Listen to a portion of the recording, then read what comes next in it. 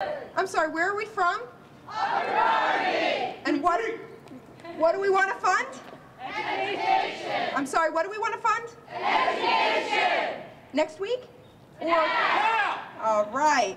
At this time, I'd like to welcome up another one of our parents. Please welcome Mr. Edward Stedman.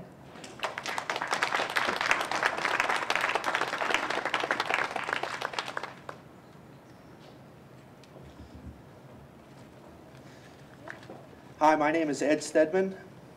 I am the proud parent of 3 children in or going to be in the Upper Darby School District. Since 1965, starting with my mother, my family has been a member of the Upper Darby School District and had a member in it every single year. I'm a graduate of the Upper Darby School District, class of '97.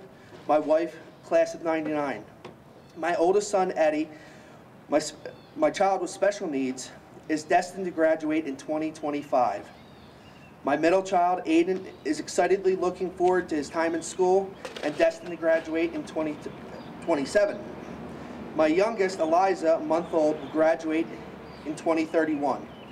As you can now tell, my wife and I are very much invested in the education system of both the Commonwealth of Pennsylvania and of Upper Darby School District. Our school districts in PA are underfunded, starting at the federal level, continuing at the state level, and resting at the majority of the burden squarely on the shoulders of local taxpayers. Federal and state mandates that the government ignores or forgets to fund year after year have created a strain that is dragging the public school system down. Our school district educates 12,354 students, with 1,885 of these students in special education. That's 15% of our population. Upper Darby School District primary budget for the 2013 is $160 million. Of that $160 million, $28 million is budgeted for special education. That is 18% of our total budget spent on special education.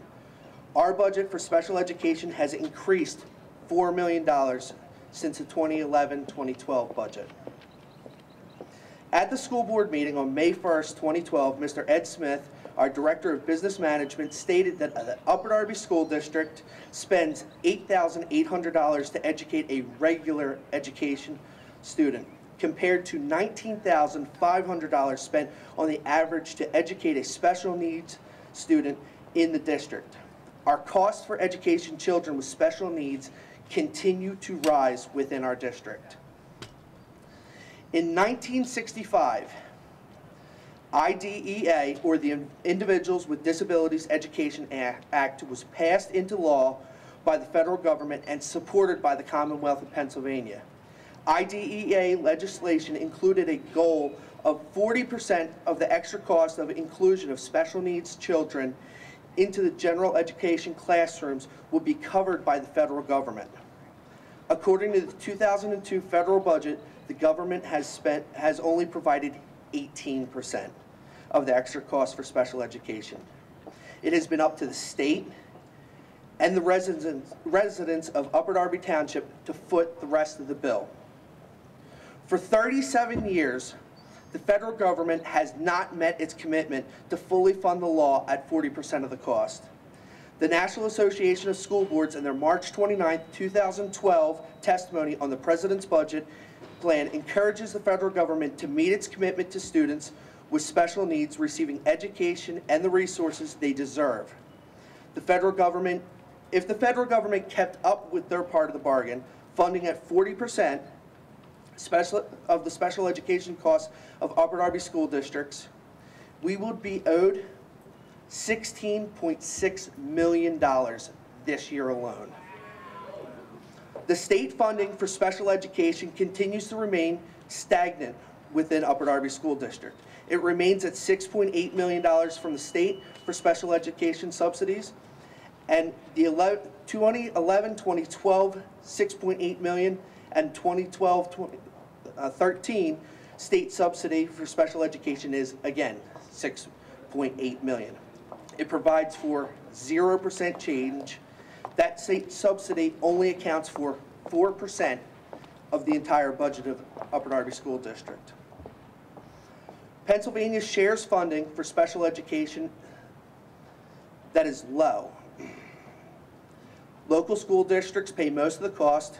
In 2008, the annual increase of state funding for special education has averaged only 1.7% per year, not even keeping pace with the overall inflation of 3%.